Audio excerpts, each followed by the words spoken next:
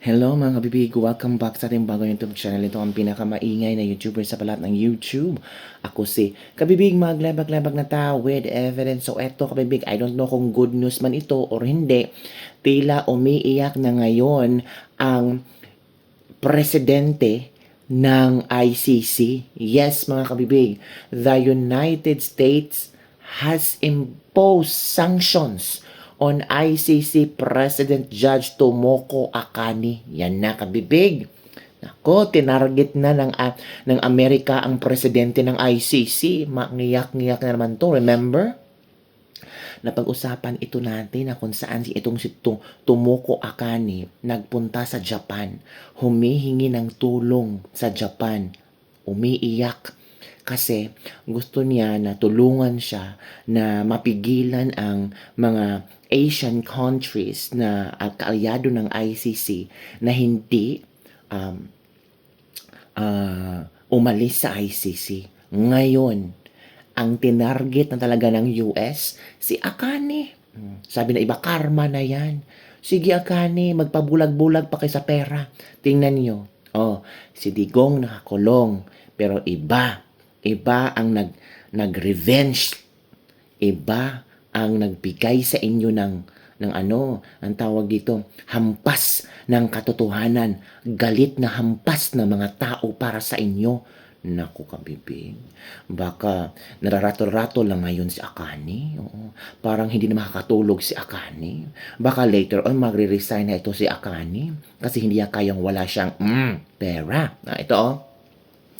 The United States has imposed sanctions on ICC President Judge Tomoko Akani and Senior Prosecutor Abdoulaye Say, further escalating Washington's pressure on the Hague-based court. Dalawa pala ang sinanksyon, ang presidente at ang senior prosecutor. The sanctions effectively freeze, any assets under U.S. jurisdiction and generally prohibit U.S. persons and companies from conducting transactions with them. Yan na. Kung may mga assets sa Akani sa Amerika, freeze lahat. Pati pera, lahat ng kayamanan ni Akani sa Amerika at ni Abdoulaye Say, freeze tanan. I think pati yata pamilya nila. Oo.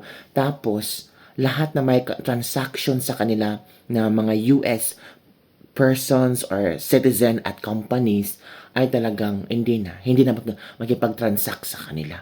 Naku, mapupulubi ito si Akani.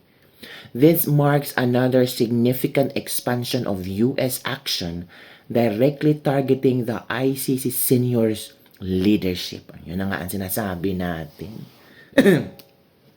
Yun na nga ang sinasabi, hinay-hinay na gumalaw. Hinay-hinay gumalaw ang Amerika. Stronger impact naman ito kabibig. Ano kayang reaction ni Akane nito, no?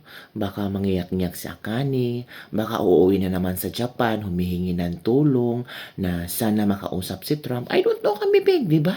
Yan ang sinasabi natin. Oo, pinakulong nyo si Digong, pero ang hampas ng karma, hindi kayo makakaligtas sa hampas ng karma ni Digong. Kasi marami ang nagpipray na sana makuha ni Pangulong Duterte ang totoong hustisya. Imagine, 1 year plus na nakakulong sa ICC pero wala pang trial, wala pang paglilitis. 'Di ba? Napaka-unfair, napaka-inhumane ang ginawa nila. So, within that 1 year na pagkulong Pangulong Duterte, ay nagkaletse-letse na ang ICC. Marami na ang sinanksyon ng US. At ngayon, itong si Akane, presidente pa naman ng ICC. 'Di ba?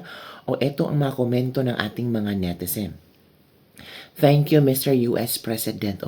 I hope that ICC will be dismantled right away.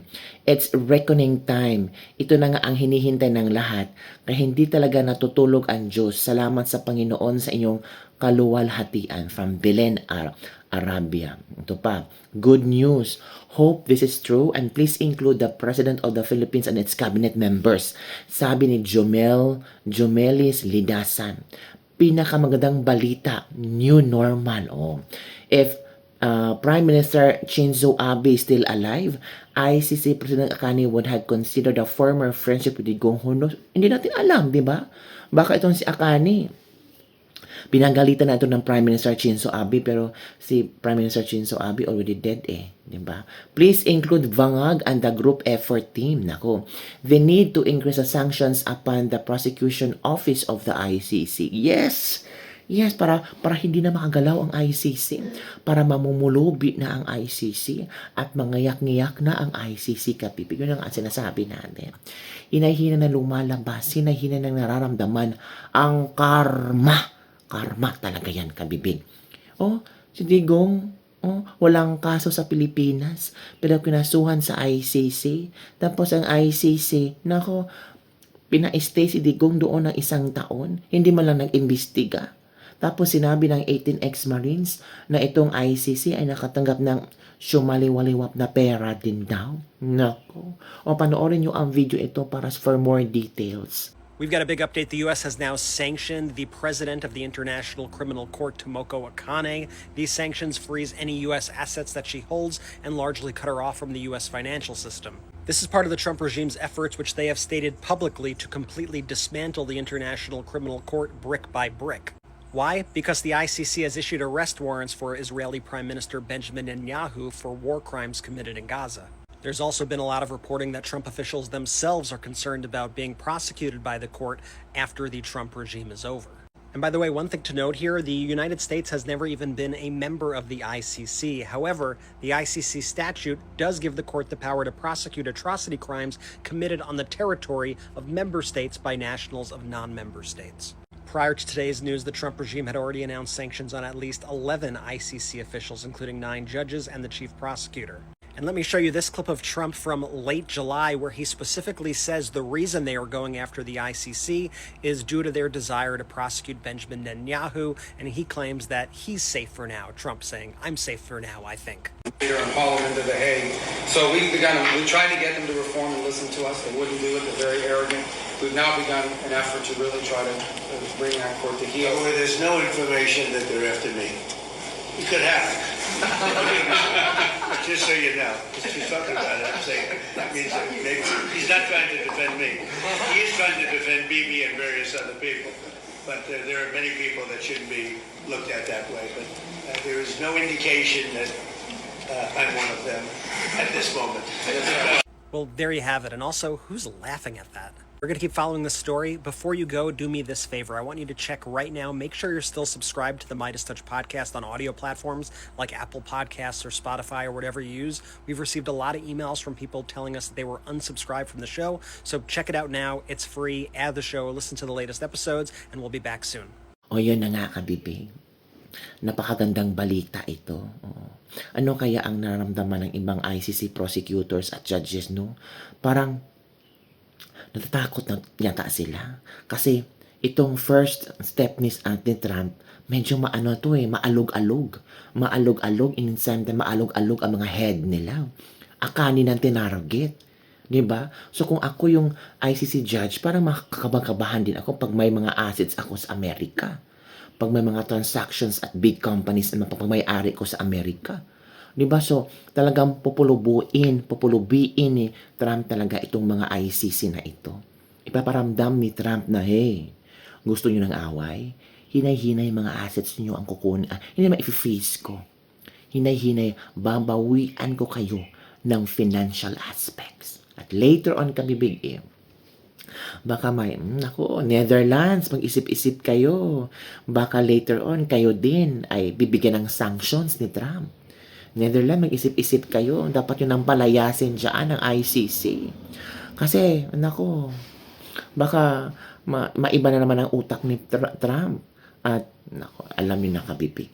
Pero may mga ibang tao din na dumipensa sa ICC. Sabi nila, takot lang yan si Trump ma-ICC. Takot lang yan si Trump na makulong kasama ni Digong. Yan na Trump, malapit na matapos ang termino mo.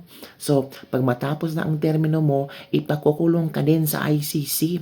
Yun ang mga statement din ng mga taong lumalaban at talagang naniniwala sa adhikain ng ICC.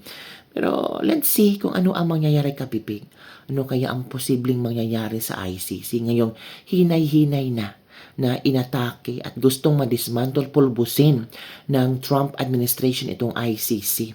Para nakikita ni Trump na doon siya papunta So mas mabuting pupulbusin na niya ang ICC. Mas mabuting mawala na itong ICC para kung matapos na ang kanyang termino, hindi siya makukulong. Hindi siya pupunta sa ICC. Ano sa tingin niyo, kabibig? Ito na ba ay signos ng isang malaking karma na kaharapin ng ICC? Comment down below and don't forget to like, subscribe, and share this video para sa mga latest trending news ng ating pag-usap-usapan. Feel mo, kabibig, no? Kinakabahan na yun si Tomoko. Parang yung iba ding ICC judges kinakabahan na. Kaya nga, in-extend yung, kinancel yung trial ni Digong, di ba? Parang wala pang balita kung kailan ang trial ni Pangulong Duterte. Para yatang busy ang ICC na tawag dito, maghikayat ng ibang bansa na huwag bibitaw, na huwag umalis sa kanlungan ng ICC. Pero yung mga malalaking bansa umalis na, kabibig. Oo. Ayaw nilang masali sa gulo. Ayaw nilang na masanction din. Ayaw nila na ang Amerika na, kasi ang Amerika, sabi ni Trump, lahat ng mga sumusuporta sa ICC, maghintay-hintay kayo. Kasi you will experience the havoc. Iba talaga si Trump, kabibig, no? Kaya nga Venezuela, umalis na. Agad-agad umalis. Yung ibang bansa, umalis na rin. Diba? Kaya nga ito si Tomoko, nagpunta ng Japan.